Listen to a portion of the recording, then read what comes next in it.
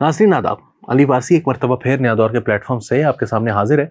आज एक मरतबा फिर हमारे पास 3 बड़ी खबरें मौजूद हैं, जिनमें सबसे बड़ी खबर जो है ना वो मलिक रियाज साहब के हवाले से आई है। और मलिक रियाज साहब के साथ क्या हो रहा है, चंगा नहीं हो रहा। तो वो भी क्या हो रहा है हम आपको थोड़ा सा उसके बारे में बताएंगे। इसके अलावा हम आपको ये बताएंगे कि भारत के अंदर जो है वो आपको पता है मजहबी इंतहा पसंदी एक मरतबा फिर मतलब पिछले बहुत सालों से ऑन द राइज है। While there economy is rising, मजहबी इंतहा पसंदी भी राइज पर है, जिससे बहुत सारे लोगों का ये ख्याल जो है वो मेरा ख्याल है कि दुरुस्त होता होगा कि ह्यूमन राइट्स जो हैं वो बहुत ज़रूरी हैं दुनिया के अंदर कहीं भी इकोनॉमिक प्रॉस्पेरिटी के लिए। क्योंकि नज़र तो यही आ रहा है कि जो इस वक्त तरक्की कर रहे हैं वो सारे के रशिया हो, चाइना हो, इंडिया हो या दीगर इस तरह के ममालिक जो कि इस वक्त राइज पर हैं, वहाँ पर ह्यूमन राइट्स की कंडीशन कोई बहुत अच्छी नहीं है। तो शायद कुछ और पैरामीटर्स हैं जिनकी बुनियाद पर ये चीज़ें होती हैं। चलें, बहरहाल वो हम आपको बताएंगे कि वहाँ पर आज क्या हो रहा है, बड़ा फैसला जो हुआ है। तीसरी जो चीज़ है वो दोनों हम एक दूसरे से लिंक्ड हैं, तो उसके बारे में बहरहाल मलिक रियाज के बारे में जो बड़ी खबर है वो मैं आपको बाद में बताता हूँ। जो बड़ी खबर है, जो दूसरी खबर है जिससे सबसे पहले हम स्टार्ट करना चाह रहे हैं, वो ये है कि जनाब आज JUIF के जो लीडर हैं हाफिज़ हमदुल्ला, इनके ऊपर मस्तूंग में एक बम हमला हुआ जिसमें वो बच गए हैं, अल्हम्दुलिल्लाह महफूज रहे हैं। वो कोयटा से कलात की तरफ जा रहे थे मस्तूंग के रास्ते, जहां पर ये वाक़या पेश आया। लेकिन इस वाक़े में जो है वो तो सेफ रहे हैं और सिचुएशन जो है वो ज़्यादा क्रिटिकल नहीं हुई। लेकिन एट द सेम टाइम इसके साथ जो दूसरी जुड़ी हुई खबर है वो ये है कि तोरखम बॉर्डर जो है वो 8वां दिन है आज, वो बंद है। अब ये दोनों खबरें किस तरह से जुड़ी हुई हैं? एक तरफ आपको पता है कि चित्राल में हमने पिछले हफ्ते भी कवर किया इस इशू को।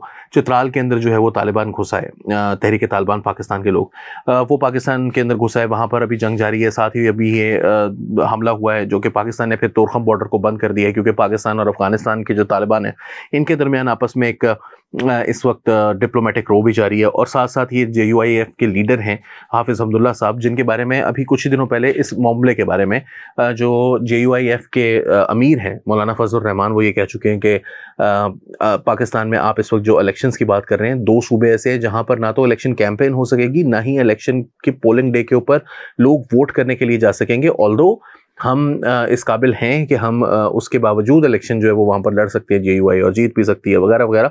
लेकिन इस वक्त इलेक्शन कैंपेन के लिए जो भी निकलेगा उसके ऊपर दहशतगर्दी के हमले होंगे। और ये उनके ही एक लीडर के ऊपर आज हमला हुआ है, जो कि बहुत एक प्रोमिनेंट लीडर हैं JUIF के, हाफिज़ हमदुल्ला साहब, जिनके ऊपर ये हमला हुआ है। तो मौलाना फजल रहमान की बात जो है वो बड़ी हद तक दुरुस्त नज़र आती है। अच्छा, अब इस हवाले से मैं एक बात ज़रूर कहता चलूँ कि एक बहुत अच्छी जो स्टोरी है वो आज नया दौर उर्दू के ऊपर, urdu.nayador.tv के ऊपर रिफतुल्लाह औरकज़ई ने लिखी है, जो कि चित्राल में जो अफ़गानिस्तान की जानिब से जो तालिबान पाकिस्तान के अंदर एंटर हुए चित्राल में, उसकी क्या वजूहात हैं। और वो ये कह रहे हैं कि ये चित्राल को हासिल करने की एक कोशिश थी, चित्राल पर हमला था, ये CPEC पर हमला था। तो इसकी क्या रीज़न है? चाइना का बॉर्डर वहाँ पर बहुत करीब है, चाइना के बॉर्डर के करीब, क्योंकि चित्राल के अंदर कभी भी उन्होंने इससे पहले जो है वो ये सब कुछ नहीं किया।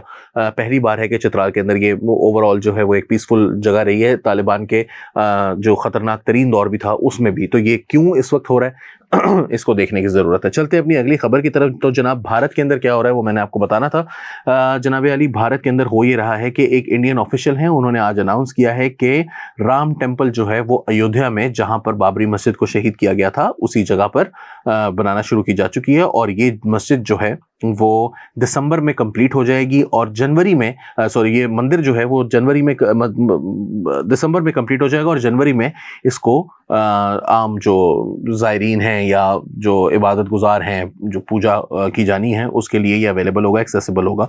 और ये एक बहुत सालों से जो है वो वाक़या चल रहा है कि क्या मामला इसका चला है। तो द फ्राइडे टाइम्स के ऊपर आप ये स्टोरी पूरी पढ़ सकते हैं, लेकिन इससे ये नज़र आता है कि बाबरी मस्जिद को वहाँ पर शहीद करना, वहाँ पर राम मंदिर की तामीर, जिसके बारे में कोई इस बात की ऑफिशियली तो कहा ही नहीं जा सकता कि 2500 साल पहले राम जो हैं वो कहाँ पैदा हुए थे। अब उनका ये कहना है कि यहाँ पर मंदिर था, उसकी वजह ये थी कि ये राम की जन्मभूमि थी और यहाँ पर जो है वो अयोध्या में बाबर के दौर में या मुगल दौर में या मुसलमानों के दौर में यहाँ पर मस्जिद बना दी गई थी, कब्जा करने के बाद मंदिर को गिरा दिया गया था। अब ये किस हद तक बात दुरुस्त है, किस हद तक नहीं है, बहरहाल इंडियन सुप्रीम कोर्ट का यही फैसला है कि यही बात दुरुस्त है और लिहाजा अब वहाँ पर जो है वो एक मंदिर बन रहा है, विच इज़ ऑफ कोर्स एक जो मैंने पहले बात की कि शायद इससे पता चलता है कि चंद्रयान 3 आप भेज सकते हैं, आप जो है वो इकोनॉमी जो है वो आपकी 9-10% GDP ग्रोथ रेट पोस्ट कर सकती है, और एट द सेम टाइम आपके मुल्क में जो है वो ह्यूमन राइट्स की वायलेशंस भी जारी हो सकती हैं, विच मीन्स के इतना ज़्यादा इंपॉर्टेंट ये मामला है नहीं जितना हम समझ रहे थे। और इससे मैं ये नहीं कह रहा कि ये सोच दुरुस्त है, मैं कह रहा हूं कि बहुत सारे लोग ये मानी इससे लेना शुरू कर देंगे कि डेमोक्रेसी जो है वो शायद इतनी इंपॉर्टेंट नहीं है, ह्यूमन राइट्स जो है वो इतने इंपॉर्टेंट नहीं है, माइनॉरिटीज़ के राइट्स इतने इंपॉर्टेंट नहीं है, इनके ना होते हुए भी आप तरक्की कर सकते हैं, मुआशी तरक्की जिसको कहते हैं। अफसोसनाक है ये बात।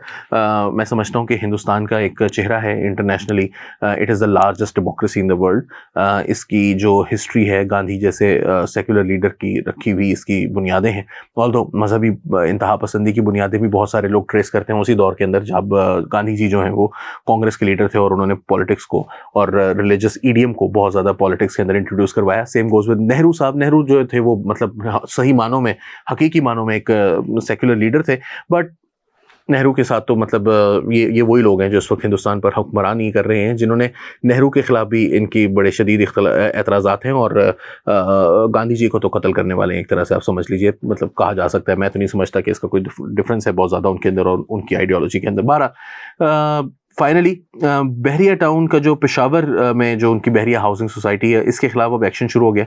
इसको कालअदम करार दे दिया गया है, इसको इलीगल करार दे दिया गया है, और ये कहा गया है कि इसके खिलाफ एक्शन लिया जाना चाहिए, लीगल और पीनल एक्शन लिया जाना चाहिए। ये डिप्टी कमिश्नर पेशावर हैं, इनकी जानिब से ये लेटर लिखा गया है तहसील ऑफिसर रेगुलेशन को, TM में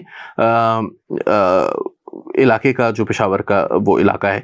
please refer to the above cited subject and to state that an illegal housing society with the name Bahria housing society exists in our jurisdiction. हमारे इलाके के अंदर या हमारी जो हद है अमलदारी की, उसके अंदर एक इलीगल हाउसिंग सोसाइटी जिसका नाम बहरिया हाउसिंग सोसाइटी है, ये मौजूद है। The subject housing society has not obtained NOC from TMA Mathura and thus is violating Rules 72 and 77 of the Khyber Pakhtunkhwa Local Government Rules 2021।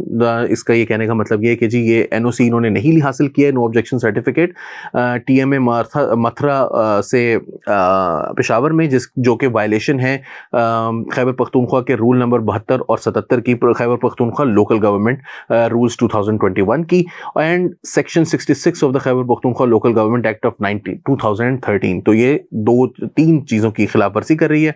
To curb the illegal and fraudulent activities of the subject housing society, और इस चीज़ को रोकने के लिए, जो इसकी गैर कानूनी और फ्रॉड पर मबनी जो सरगर्मियां हैं, इसको रोकने के लिए लीगल पीनल एक्शन में be initiated against them as per above referred laws. और जो कवानीन ऊपर साइट किए गए हैं, बताए गए हैं, उनके तहत लिहाजा इनके खिलाफ एक्शन लिए जाने की ज़रूरत है, कानूनी कार्रवाई करने की ज़रूरत है। और फिर उन्होंने मजीद जो रूल्स और पीनल कोड के जो सेक्शंस हैं वो भी उन्होंने बताई हैं कि ये कहाँ पर हो सकती है। अब ये वाकया ये है जनाब अली, 2 वाकयात हो रहे हैं यहाँ पर।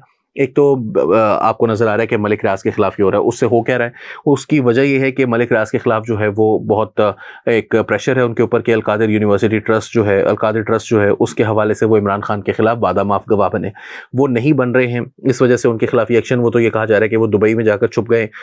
ये जो एक्शन लिया गया है वो उन्हीं के खिलाफ लिया गया है और इसी वजह से लिया गया है मोस्ट लाइकली। मतलब यही हमारी अथॉरिटीज़ जो है इनको नज़र आ रहा है, पिछले बहुत सालों से इसके ऊपर काम जारी है। इमरान खान साहब के दौर के अंदर मेरा ख्याल है काम शुरू हुआ था यहाँ पर, ज़ाहिर है पिछले 15 साल से उनकी हुकूमत है, 10 साल से हुकूमत है उनकी खैबर पख्तूनख्वा में, तो तब से ही तकरीबन ये काम जारी है। अब उसके ऊपर इलीगल होने की वजह से एक्शन लिए जाने का मकसद मतलब ये है कि कोई ना कोई मामला जो है वो मलिक रियाज साहब के साथ ख़राब हो रहा है। और आप देखें कि मलिक रियाज के साथ ख़राब होने के साथ साथ एक तरफ जो है वो ये वाकया इमरान खान साहब के खिलाफ भी हो रहा है और साथ साथ पीपल्स पार्टी भी जो है वो फ़ौज के साथ उसके भी ताल्लुकात आहिस्ता आहिस्ता ख़राब होना शुरू हो गए हैं, एस्टेब्लिशमेंट के साथ आहिस्ता आहिस्ता ख़राब होना शुरू हो गए, विच एक्चुअली मीन्स कि मलिक रियाज साहब जो हैं उनको जब भी स्क्वीज़ किया जाएगा तो 2 पार्टियां जो हैं उनकी, एक पार्टी जो है वो उनकी बेनिफिशरी रही है, दोनों पार्टीज उनकी बेनिफिशरी रही हैं, और एक उनकी प्रोटेक्शन भी जो है वो उनको प्रोवाइड करती रही है, ख़ासतौर पर सिंध के अंदर। तो दोनों को जो है वो इस वक्त शदीद किस्म की परेशानी लाहक है। लोगों का कहना है कि ये एस्टेब्लिशमेंट और PMLN के दरमियान डील है जिसके तहत पीपल्स पार्टी को भी कर्व किया जा रहा है या स्क्वीज़ किया जा रहा है और इमरान खान को भी स्क्वीज़ किया जा रहा है, लेकिन मैंने जैसे कि कल वाक़या पेश आया था, हमने खबर से आगे मैं इसको अपने चैनल के ऊपर डिस्कस भी किया कि जैसे ही फवाद हसन फवाद को इंडक्ट किया गया फेडरल कैबिनेट में, तो उसी वक्त जो है वो एक इलेक्शन कमीशन ऑफ पाकिस्तान की जानिब से अनवारुल हक काकड़ जो पाकिस्तान के केयर टेकर प्राइम मिनिस्टर हैं, उनको एक ख़त लिखा गया कि ऐसे लोगों को काबीना में शामिल ना किया जाए जो कि किसी भी सियासी जमात से बहुत ज़्यादा मुताबिकत या मुताल्लिक हों या ताल्लुक़ रखते हों किसी भी तरह से। तो फवाद हसन फवाद जो हैं वो नवाज शरीफ के एक ट्रस्टेड बंदे थे एज प्रिंसिपल सेक्रेटरी, जो उनकी तीसरी टर्म थी एज प्राइम मिनिस्टर। तो पहले जो लोग मौजूद हैं, मिसाल के तौर पर अहद चीमा शहबाज शरीफ के बहुत करीब हैं, इसके अलावा 3-4 बड़े ब्यूरोक्रेट्स हैं जो शहबाज शरीफ साहब के बहुत करीब हैं। सरफराज बुगटी तो जो इंटीरियर मिनिस्टर हैं वो तो बाप पार्टी से ताल्लुक़ रखते हैं। अनवारुल हक काकड़ जो प्राइम मिनिस्टर हैं वो बाप पार्टी से ताल्लुक़ रखते थे। ये सब के सब जो लोग हैं, इनको लाकर ये कहना कि ये वाला बंदा जो है उसके आने पर एकदम से लेटर आ जाना, तो उससे ये साफ जाहिर है कि बहुत सारे लोग हैं जो कि एस्टेब्लिशमेंट को नाकाबिले कबूल हैं। उनमें जरदारी साहब भी हैं, उनमें इमरान खान साहब भी हैं और उनमें नवाज शरीफ साहब भी हैं। तो किसी भी पार्टी को शहबाज शरीफ साहब की अभी तक जो है ना वो लाइन सीधी चलती दिखाई दे रही है। बारह क्या होता है क्या नहीं होता वो तो हम देखते रहेंगे सियासी तौर पर, लेकिन इस वक्त जो खबर है वो ये है कि मलिक रियाज साहब जो है वो उनके गिर्द घेरा तंग किया जा रहा है। अली वारसी को नया दौर के प्लेटफॉर्म से इजाज़त दीजिए। आदाब।